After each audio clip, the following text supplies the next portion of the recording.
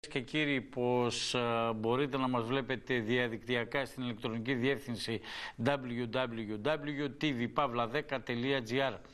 Ενώ να πω πως σήμερα, αμέσως τώρα, θα ξεκινήσουμε την κουβέντα με δύο εκλεκτούς εκπροσώπους από το Σύνδεσμο Εθνικής Ενότητας. Γύρω στις 3 και 4 θα σας παρουσιάσουμε τη συνέντευξη που μας παραχώρησε η υποψήφια βουλευτής της Νέας Δημοκρατίας, η κυρία Λίδα Παπαδημητρίου. 4 η ώρα μαζί μας θα είναι ο κύριος Θανάσης Βλάχος, καλός φίλος και συνάδελφος, υποψήφιος με τους ανεξάρτητους Έλληνες. Και θα κλείσουμε τη σημερινή εκπομπή με τον Δημήτρη Παπαθανασίου, γύρω στις 5 η ώρα περίπου. Δημήτρης Παπαθανασίου, υποψήφιος με το ΣΥΡΙΖΑ. Να πω λίγο και για το βράδυ, 10 η ώρα ξεκινάει η εκπομπή Εκλογές 2012. Επιμελείται και παρουσιάζει η Στέλλα Χασάπη. 10 η ώρα θα είναι μαζί της η κυρία Βάσο Μπακάση. Γύρω στις 11 παρατέταρτο ο κύριος Θόδωρος Παθής. Κυρία Βάσο Μπακάση, υποψήφια με το ΚΚΕ. Θόδωρος Παθής, υποψήφιος με τη Δημοκρατική Αριστερά. Και θα κλείσει η βραδινή εκπομπή με τον κύριο Κωνσταντίνο Παπαδόπουλο, ο οποίος είναι υποψήφιος βουλευτής με το ΚΚΕ Μουλού και Μουλού ΚΚΕ. Λοιπόν, αυτά. Να καλωσορίσω σε αυτή την ενότητα τον κύριο Βασίλη Τάσιο και τον κύριο Σίμω Μιχαηλίδη. Καλησπέρα σας. Ο κύριος Τάσιος, πρόεδρος στο Σύνδεσμο Εθνικής Ενότητας των Νομοτρικάλων, ο κύριος Μιχαηλίδης Ταμείας. Και όπως έλεγα χαριτολογώντας, ο κλειδοκράτορας. Κρατάτε τα κλειδιά του Σταυροφυλακίου. Θα συμπλήρωναν τα κλειδιά της τσέπης μας. Λοιπόν, να σας καλωσορίσω και τους δυο, να σας ευχηθώ καλό κουράγιο, γιατί μπορεί να μην είστε υποψήφοι, αλλά έτσι τραβάτε μπροστά όσον αφορά την εκπροσώπηση του κόμματος σε αυτή την εκλογική αναμέτρηση. Έχουμε Γιώργο στο ψηφοδέλτιο. Νομίζω είναι ο κύριος Γιουβρής ή κάνω λάθος? Βεβαίως, δεν κάνετε καθόλου λάθος. Είναι ο κύριος Γιουβρής ο Γιώργος, ο οποίος κατεβαίνει με το σύνδεσμο. Είναι και γραμματέας της Νομαρχιακής στα Τρίκαλα, του Συνδέσμου Εθνικής Ενότητας, και είναι μεγαλοχωρίτης. Το κατάστημά του έχει πρατήριο Άρτο στο Μεγαλοχώρι, ελεύθερος επαγγελματίας δηλαδή, και κατεβαίνει με το σύνδεσμο. Να το ευχηθούμε λοιπόν χρόνια πολλά και καλή επιτυχία. Βεβαίως, χρόνια πολλά. Ναι. Και ξεκινώντας από αυτό, μια που είπατε ελεύθερος επαγγελματίας, να πω απευθυνόμενος και στους δυο και θέλω το σχόλιο σας. Ο Σύνδεσμος Εθνικής Ενότητας, από ό,τι είδα και στο ψηφοδέλτιο των Τρικάλων, αλλά και γενικά έτσι προσπαθώντας να ανιχνεύσω τα ονόματα και τις ιδιότητες, μπορώ να πω ότι περισσότεροι προέρχονται είτε από τον ελεύθερο τομέα, δηλαδή μοχθούν για να βγάλουν το μεροκάματο, είτε από το χώρο του στρατού, των σωμάτων ασφαλείας. Να το δούμε λίγο αυτό, πώς να το σχολιάσουμε και πώς να το ερμηνεύσουμε. Κυρίως, κύριε Πέσσα, θα έλεγα ότι έχετε δίκιο σε αυτό. Κυρίως θα μπορούσαμε να πούμε όμως ότι τα ψηφοδέλτια ανά την επικράτεια, και μπορώ να σας ενημερώσω ότι σε πάνω από τα 2 τρίτα της επικράτειας έχουμε πλήρεις συνδυασμούς υποψηφίους, με αποτέλεσμα συν των άλλων να είμαστε και στην Διακομματική Επιτροπή, κάτι το οποίο για πρώτη φορά και τόσο γρήγορα που κατεβαίνουμε στις εκλογές μπορεί να θεωρηθεί και κατόρθωμα. Σαν βάπτισμα του πυρός, δηλαδή, για κάποιους οι οποίοι δεν έχουν ασχοληθεί με την πολιτική. Γι' αυτό το λόγο θα ήθελα να ενημερώσω το ψηφοδέλτιο, ειδικά εδώ στα Τρίκαλα και σε όλη την Ελλάδα. Η πλειοψηφία του βρίσκεται από απλούς ανθρώπους της καθημερινότητας. Αυτό ακριβώς. Και όχι από τους αποστράτους, όπως πολλοί μπορεί να πιστεύουν. Υπάρχουν βέβαια και απόστατοι, κατεβαίνουν και απόστατοι και σε πολλούς νομούς, αλλά η πλειοψηφία, μπορώ να πω, είναι αυτό που διαδίδαμε τόσο καιρό, ότι ήταν πρωτοβουλία το κόμμα αυτό αποστράτων. Πρωτοβουλία. Δεν έχει καμία σχέση πλέον με αυτό. Κύριε Μιχαήλ, σε αυτό που λέει ο πρόεδρος, θα ήθελα να προσθέσω. Υπήρχε ένας πυρήνας, μια ομάδα ανθρώπων που προέρχονται από τις τάξεις του στρατού ή του σώματων ασφαλείας, που ξεκίνησε το Σύνδεσμο Εθνικής Ενότητας, αλλά απλώθηκε σαν βεντάλια. Άνοιξε παντού σε όλη την κοινωνία, εκτιμώ. Αυτό είναι γεγονός, είναι αλήθεια. Μετά τη δημιουργία του κόμματος, του Συνδέσμου Εθνικής Ενότητας, από τους απόστρατους, έγινε άνοιγμα στον κόσμο τον απλό. Ο κόσμος ο απλός μας αγκάλιασε. Ήρθε, μας τελέχωσε, και αυτή τη στιγμή μιλάμε ποσοστιαία ότι καλύπτουν το 70% του κόμματος, των μελών του κόμματος. Ήταν κάτι διαφορετικό, θα έλεγα, γιατί εγώ προέρχομαι από τις τάξεις του στρατού και δεν περίμενα ότι θα έχει τόσο μεγάλη απήχηση στον κόσμο τον απλό. Να όμως που έγιναν τα πράγματα έτσι, ήρθαν οι μαζί μας, πιστέψανε και πιστεύουν στις ίδιες αρχές και αξίες που έχει καταγράψει το κόμμα. Είναι ο λόγος για τον οποίο τρέχουμε και το οργανώνουμε αυτό το κόμμα. Τώρα μου δώσατε έτσι την πάσα για να ρωτήσω ποιες είναι αυτές οι αρχές, ποιες είναι αυτές οι αξίες, σε τι ακριβώς πιστεύετε και πώς αυτά τα ιδανικά σας, τις σκέψεις σας, τα οράματά σας επιχειρείτε να τα έτσι, διαδώσετε στο σύνολο του ελληνικού λαού. Θα πάρω το λόγο, αν μου επιτρέπετε. Είμαστε ελεύθεροι να παίρνουμε το λόγο όποτε θέλουμε. Πολύ ωραία. Ευχαριστούμε κύριε Πέσα. Θα πάρω το λόγο λοιπόν και θα σας πω ότι αυτές οι αρχές συγκεντρώνονται κυρίως σε ένα σημείο. Το κόμμα μας δεν είναι ούτε αριστερό, ούτε κεντρό, ούτε δεξιό. Ή μάλλον το αντίθετο, μπορώ να πω ότι τους θέλουμε όλους που έχουν μία αρχή, η οποία είναι η αρχή του πατριωτισμού, χωρίς αυτό να σημαίνει ότι είναι μια προσβολή. Μερικοί μπορεί να πούν γιατί εγώ δεν είμαι πατριώτης, δηλαδή και αυτοί είναι πατριώτες. Όχι, για μας ο πατριωτισμός έχει μια ειδική έννοια ότι όποιος κοιτάει το συμφέρον της πατρίδας του πρώτα και μετά το δικό του, αυτός είναι πατριώτης. Ειδικά αυτές τις δύσκολες στιγμές που περνάμε και αυτές οι εκλογές μπορούν να χαρακτηριστούν και ιστορικές, εάν ο κόσμος προσέξει, θα είναι ιστορικές πράγματι. Πιστεύω ότι πλέον είναι απαραίτητο να χαρακτηριστεί ο καθένας πατριώτης και να κοιτάξει για πρώτη φορά την πατρίδα και όχι τον εαυτό του. Ειδικά οι πολιτικοί που μας κυβερνούν. Άρα λοιπόν βάζετε τον όρο πατριώτης από την έννοια ότι πρώτα κοιτάμε το συμφέρον το εθνικό. Ακριβώς. Και από εκεί και πέρα μετά οτιδήποτε άλλο. Θα ήθελα να συμπληρώσω, αν μου επιτρέπετε. Όλοι είναι πατριώτες. Απλά κάποιοι είναι κατά το δοκούν. Έπειτα θα ήθελα να συμπληρώσω κάτι ακόμα. Αρχές του κόμματος και αξίες τις οποίες πιστέψαμε. Είμαστε Έλληνες πολίτες. Μιλώντας προσωπικά για μένα, σαν Έλληνας πολίτης, τι θα ήθελα να απολαμβάνω σε αυτή τη ζωή? Τρία αγαθά πράγματα. Τρία αγαθά. Όπως είπε κάποτε ο Ρήγας Φεραίος, η ελευθερία πρέπει να είναι στο κέντρο και να έχει αριστερά και δεξιά την δημοκρατία και τη δικαιοσύνη. Αυτομάτως σας ανέφερα τρεις αξίες που καταγράφονται στο κόμμα μας, για τις οποίες αγωνιζόμαστε. Και προφανώς πιστεύω ότι έχουν χαθεί κατά κάποιο τρόπο. Τώρα βέβαια αυτό ήθελα να πω. Εσείς βάζετε στην κουβέντα μας και γενικά στο στόχο σας το ζητούμενο που όμως θα πρέπει να είναι αυτονόητο. Ακριβώς. Δυστυχώς όμως στις μέρες μας δεν είναι αυτονόητο. Πώς πιστεύετε ότι θα μπορέσετε αυτό το τρίπτυχο του Ρήγα Φεραίου που πολύ εύστοχα μας είπατε εδώ να το μετουσιώσετε σε πράξη? Ποιες είναι οι ασφαλιστικές δικλείδες που βάζετε ως κόμμα και ποια είναι τα εχέγγυα που δίνετε έτσι ώστε τηλεθεατές που μας ακούνε σήμερα να πιστέψουν σε αυτό το τρίπτυχο? Και το λέω γιατί περισσεύουν τα λόγια σε αυτήν εδώ τη χώρα. Εκεί που πραγματικά υστερούμε είναι στην εφαρμογή της πράξης. Αν μου επιτρέπεις, Βασίλη, πώς μπορούμε να δώσουμε τα εχέγγυα, είπατε, στον κόσμο? Ένας πολίτης θέλει να ζει σε ένα περιβάλλον δημοκρατικό, να νιώθει ότι είναι δίκαιο ότι υπάρχει δικαιοσύνη μέσα σε αυτό το περιβάλλον. Πώς μπορούμε να το πετύχουμε? Τηρώντας τους νόμους και όσον αφορά στη δημοκρατία βέβαια, όσον αφορά στη δικαιοσύνη, θα πρέπει να θεσμοθετηθούν πράγματα ούτως ώστε η δημόσια τάξη που είναι η υπεύθυνη για την ασφάλεια του κόσμου να είναι υπαρκτή. Κάπως έτσι το αντιλαμβάνομαι εγώ, χωρίς πολλά λόγια. Πρέπει ο πολίτης στον δρόμο να νιώθει ασφαλής, τη δικαιοσύνη και τη δημοκρατία. Τώρα αυτό βέβαια μου δίνει και εμένα κάποια μπάλα έτσι, για να μιλήσουμε για τη δικαιοσύνη, μια και πρόσφατα έχουμε και την περίπτωση του κυρίου Τσουχατζόπουλου, για τον οποίο μιλάμε για δικαιοσύνη. Θα φέρουμε αυτό λοιπόν το παράδειγμα ότι πριν χρόνια η εξεταστική έδειξε και τον κύριο Τσουχατζόπουλο ότι δεν συντρέχει κανένας λόγος, είναι όλα νόμιμα. Ότι έγινε. Και τώρα ξαφνικά η δικαιοσύνη, η οποία πλέον απρόσκοπτα έκανε τη δουλειά της, ανακάλυψε διάφορα. Πιστεύω όμως ότι είναι η αρχή του ξυλώματος, του pullover, και εκεί η δικαιοσύνη πρέπει να προσέξει ιδιαίτερα. Είναι και αυτό μια αρχή του κόμματός μας, ότι κάποτε πρέπει να μπουν αυτοί που πρέπει στη φυλακή. Και πράγματι αυτοί που πρέπει. Τώρα βέβαια σε αυτό εγώ θα συμφωνήσω μαζί σας και θα πω ότι το πολιτικό σύστημα έδειξε ότι δεν μπορεί να σηκώσει στις πλάτες του το βάρος μιας κάθαρσης. Ήρθε η δικαιοσύνη η οποία έκανε τη δουλειά της. Ακριβώς. Και η οποία άνοιξε δρόμους. Αλλά εδώ να επισημάνω και θέλω το σχόλιο το δικό σας, το λέω συνέχεια στις εκπομπές, ουέ και αλίμονο, ταπεινή μου γνώμη είναι αυτή, εάν εστιάσουμε όλη την κάθαρση του δημόσιου βίου τα τελευταία 40 χρόνια σε έναν τελειωμένο εντός εισαγωγικών πολιτικό, όπως είναι ο Άκης Τσουχατζόπουλος.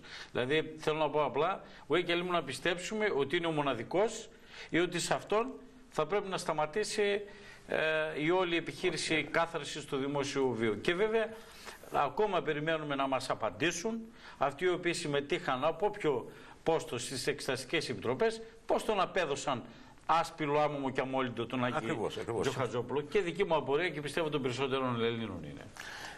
Ακριβώς, συμφωνώ απόλυτα μαζί σας, κύριε Πίσα, και γι' αυτό και πριν σας ανέφερα ότι αυτό είναι η αρχή του ξυλώματος του pullover. Δηλαδή, αλλά το pullover πρέπει να ξυλωθεί μέχρι τέλους. Έτσι, για να καταλάβει και ο λαός επιτέλους ότι υπάρχει δικαιοσύνη. Γι' αυτό είπαμε ότι ένα από τα τρία βασικά αγαθά του Ρίγα Φεραίο που μας ανέφερε ο κύριος Σίμος είναι ότι να υπάρχει δικαιοσύνη. Ο λαός πρέπει να το δει αυτό. Γιατί πράγματι υπάρχει πρόβλημα σε αυτή την πολιτική ζωή. Και τα δύο κόμματα μας αποδείξανε ότι πράγματι υπάρχει πρόβλημα. Και πρέπει να το αποδείξουν τώρα πάλι σε αυτές τις εκλογές ότι θα φτάσουν το μαχαίρι μέχρι το κόκκολο, όπως πολύ καλά ευαγγελίζονται σε κάθε περίπτωση. Είπατε, κύριε Πίσα, προηγουμένως ότι δεν μπόρεσαν οι πολιτικές τόσων ετών να αποκαταστήσουν τη δικαιοσύνη. Οι πολιτικές και οι πολιτικοί. Και οι πολιτικοί. Αν μου επιτρέπετε να διαφωνήσω, έχω μάθει στη ζωή μου ότι δεν υπάρχει δεν μπορώ. Υπάρχει δεν θέλω. Κάπως έτσι προσπαθώ να μεγαλώσω κι εγώ το παιδί μου. Όταν μου λέει ότι δεν μπορώ, δεν υπάρχει δεν μπορώ. Υπάρχει δεν θέλω, κύριε Πίσα. Δεν θέλησαν.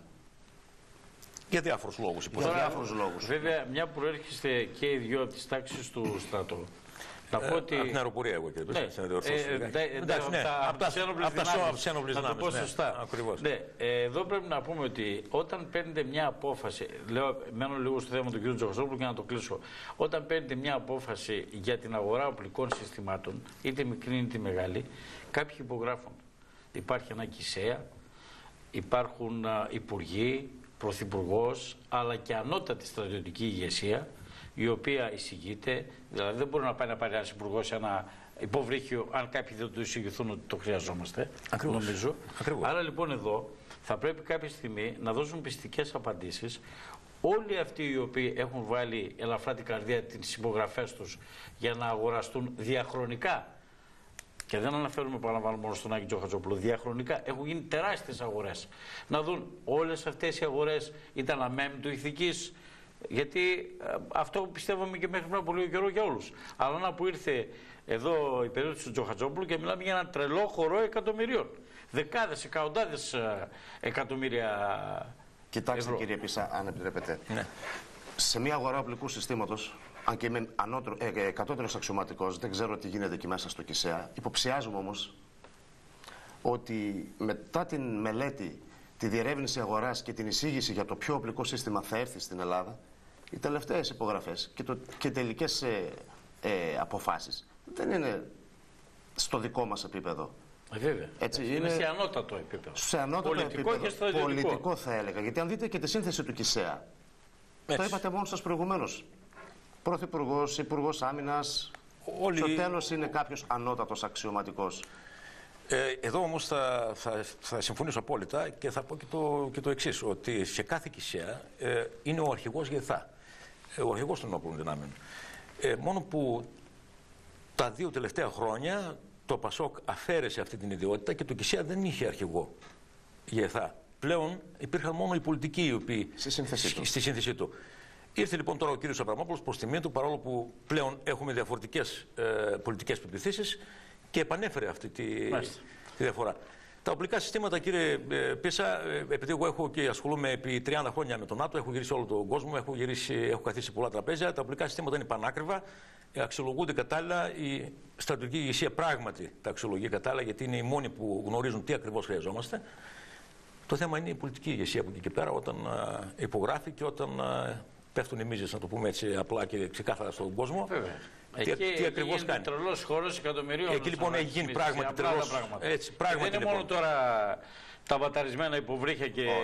Όχι βέβαια. Αυτό είναι η κορυφή του παγόβουνου. Λοιπόν, για να μην όμως αναλώσουμε όλη μας την κουβέντα σε αυτό, καλά κάνουμε και το επισημαίνουμε, να πάμε λίγο. Είπαμε για τις αρχές και τις αξίες που πρεσβεύεται.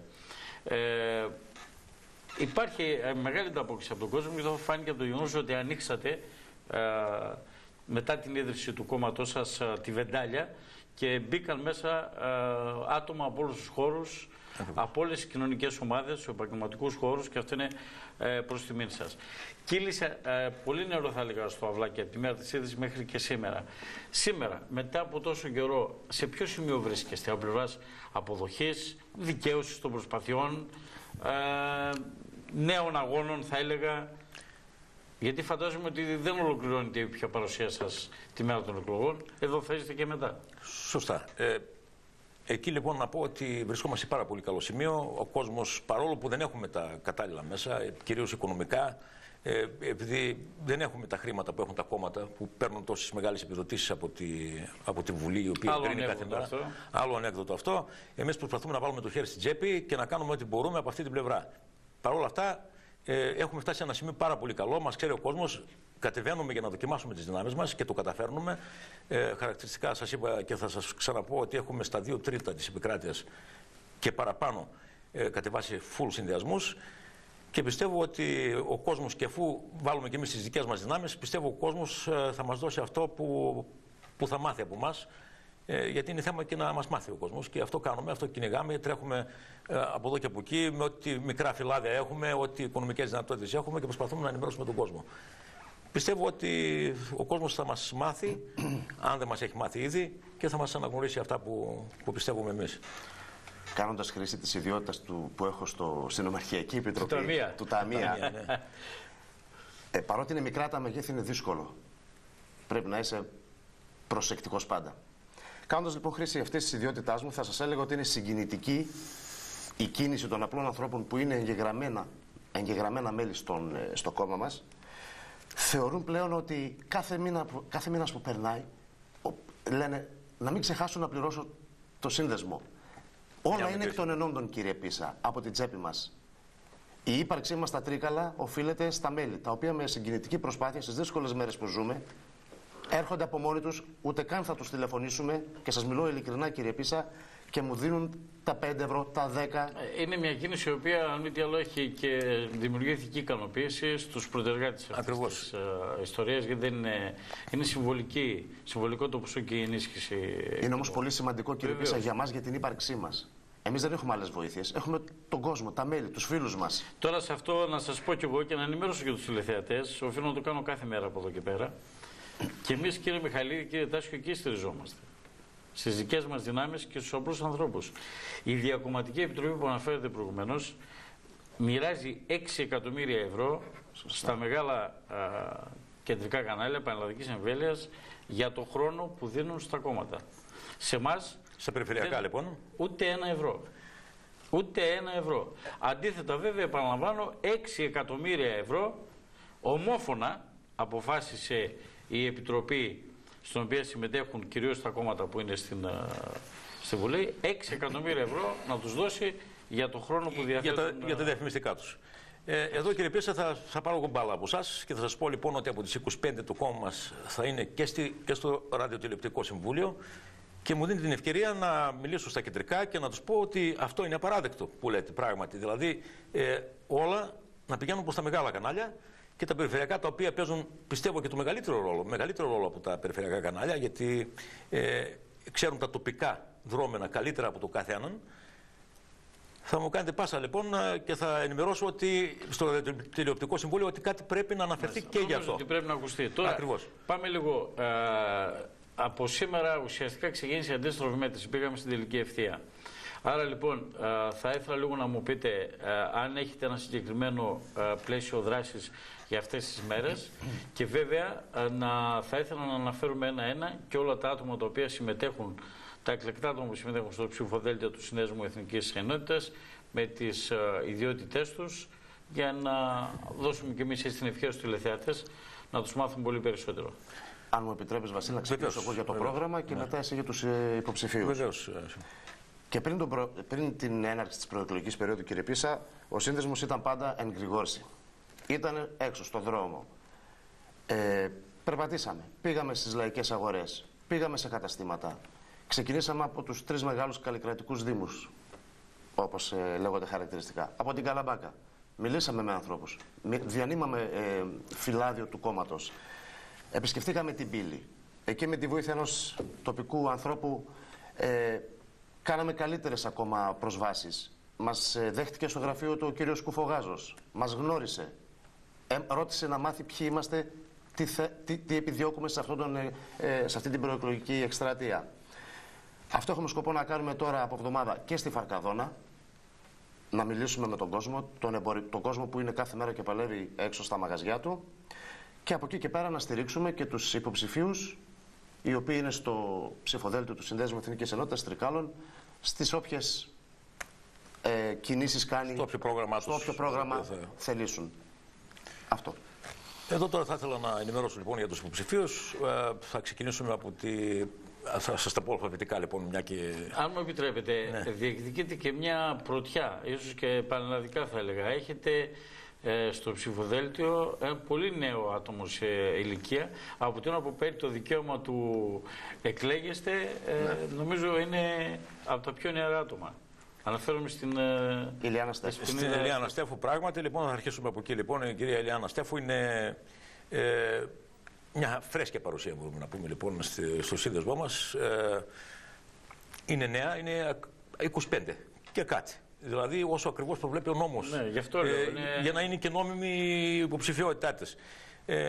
Υπάρχει κι άλλος ένας νέος, ένα χρόνο μεγαλύτερος, λέγεται Τσαφίτσας. Είναι από τον Γναντερό Καρδίτσας, ο οποίος επίσης κατεβαίνει. Τον πρώτο.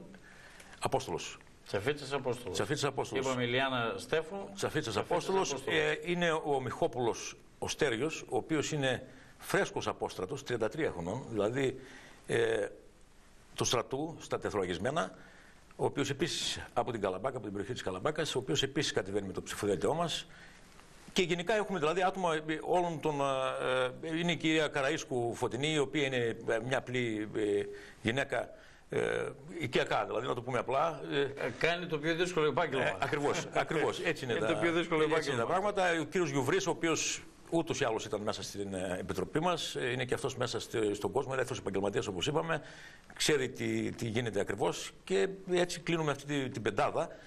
Περιττώ να σας πω ότι είχαμε και άλλες προτάσεις. Δυστυχώς δεν καρποφορήσαν ή ευτυχώς, ανεξάρτητα αυτού. Μέχρι την τελευταία στιγμή, έτσι, την Παρασκευή το απόγευμα. Και εδώ να σας δώσω και μια αποκλειστικότητα, ίσως για να ακούει και να μαθαίνει ο κόσμος.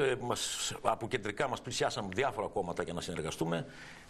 Εμείς κρατήσαμε την αρχή ότι αυτό που λέγαμε πάντα από την αρχή, ότι δεν θέλουμε να συνεργαστούμε με κανέναν πρώην ή τωρινό πολιτικό. Μας πλησιάσαν οι ανεξάρτητοι Έλληνες επανειλημμένως, δεν καρποφόρησε γιατί δεν το θέλαμε εμείς. Ο κύριος Παπαθεμιλής, σας τα λέω έτσι ευθέως, ας πούμε, τα ονόματα, και άλλοι αρκετοί πολιτικοί οι οποίοι κατεβαίνουν αυτόνομα. Νομίζω ότι είχατε βάλει από την πρώτη στιγμή που ξεκίνησε ο Σύνδεσμος Εθνικής Ενότητας κάποιους όρους, κάποιες προϋποθέσεις. Ότι δεν θα δεχτείτε στους κόλπους σας άτομα που έχουν μια προηγούμενη πολιτική δραστηριότητα. Έχουν διατελέσει υπουργοί, βουλευτές. Άρα λοιπόν στην περίπτωση που κάνετε συνεργασία με κάποιον από αυτούς που δεν θα ήμασταν μέσα στις αρχές μας. Θα αποκηρύσσατε μία από τις βασικές. Γι' αυτό και δεν δεχτήκαμε αυτές τις συνεργασίες.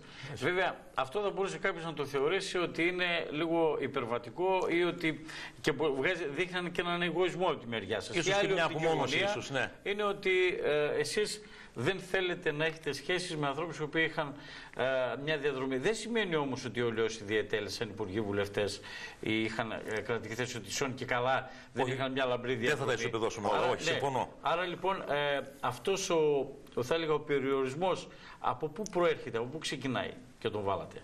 Αυτός ο περιορισμός, παρόλο που, για να σας πω, ας πούμε, και την πραγματικότητα, παρόλο που δεν περιλαμβάνει και στο καταστατικό μας, αυτή είναι μια αρχή την οποία τη ζήτησε ο ίδιος ο κόσμος, από την αρχή δηλαδή της ίδρυσης μας. Και εφόσον ζητήθηκε και υιοθετήθηκε από εμάς, φροντίσαμε να την κρατήσουμε. Δηλαδή τη ζήτησε ο ίδιος ο κόσμος, στην ιδρυτική διακήρυξη και παντού. Αυτό όμως συμφωνώ μαζί σας ότι δεν είναι όλα ισοπεδωτικά. Και ίσως έχετε και λίγο δίκιο ότι ίσως είναι μια τάση απομονωτισμού του κόμματός μας. Συμφωνώ σε αυτό. Παρ' όλα αυτά, όμως, ήταν μια αρχή που τη ζήτησε ο κόσμος και θέλουμε να τη συμβαστούμε. Αλήθεια, να αναφέρουμε λίγο, αν και υπάρχει σε εσάς, είναι συλλογική θα έλεγα η ηγεσία. Ναι. Αλλά παρ' όλα αυτά κάποιοι άνθρωποι είναι ίσοι μεταξύ ίσων, θα μπορούσα να πω. Ποιοι είναι αυτοί που και σε πανελλήνιο επίπεδο έτσι εκπροσωπούν τον Σύνδεσμο Εθνικής Ενότητας? Είναι ο πρόεδρος μας.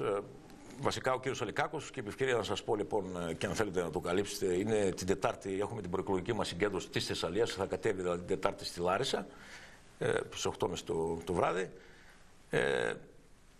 Είναι έχουν, μετά το τελευταίο συνέδριο ειδικά που έγινε στις 4 Μαρτίου, έχει στελεχωθεί το Ανώτατο Πολιτικό Συμβούλιο με άτομα τα οποία δεν ανήκουν, πάλι αυτό που λέγαμε δηλαδή, δεν ανήκουν στις τάξεις του στρατού ή των ενόπλων δυνάμεων, των σωμάτων ασφαλείας.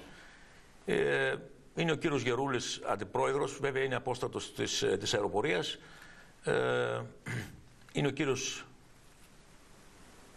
Υπάρχουν γενικά δηλαδή άτομα το οποίο. Ο κύριος Παρασκευάς, ο οποίος είναι εδώ από την Καρδίτσα, ο οποίος είναι επίσης στο Ανώτατο Πολιτικό Συμβούλιο, βέβαια είναι απόστατος της αεροπορίας, αλλά πλέον επειδή έχει πάρα πολλά χρόνια που έφυγε την αεροπορία είναι. Αναφέρει στον κύριο Ευγενίδη. Στον κύριο Ευγενίδη, ναι. Ο οποίος τον οποίο θα τον φιλοξενήσουμε εδώ πέρα αύριο. Θα είναι στην εκπομπή. Ωραία, θα πούμε και από κοντά. Με λίγα λόγια, το Ανώτατο Πολιτικό Συμβούλιο δεν στελεχώνεται αμιγώς από αξιωματικούς απόστρατους. Υπάρχει η παρουσία και του γυναικείου φύλου. Υπάρχουν καθηγητές πανεπιστημίου, όχι ελληνικού πανεπιστημίου, έξω στο. Έλληνας όμως. Έλληνας καθηγητής στην Ευρώπη. Ναι. Δεν είναι δηλαδή στρατοκρατούμενο, αν μου επιτρέπετε αυτή η έκφραση, το Ανώτατο Πολιτικό Συμβούλιο. Αυτή είναι η διαφορετικότητά μας. Κοιτάξτε, σε μια πρώτη ανάγνωση, όταν και εγώ για πρώτη φορά πήρα στα χέρια μου ένα φυλάδι που είχατε βγάλει, παρέπει κατευθείαν στο στρατό. Έτσι ακριβώς όπως. Στο σύνδεσμο του 1900. Αλλά είναι γεγονός ότι μετά τον αρχικό πυρήνα, θα το πω για πολλωστή φορά, ανοίξατε σαν βεντάλια και έχετε δεχτεί στους κόλπους σας ανθρώπους από όλους τους χώρους. Πράγματι. Και κυρίως ανθρώπους του Μόχθου.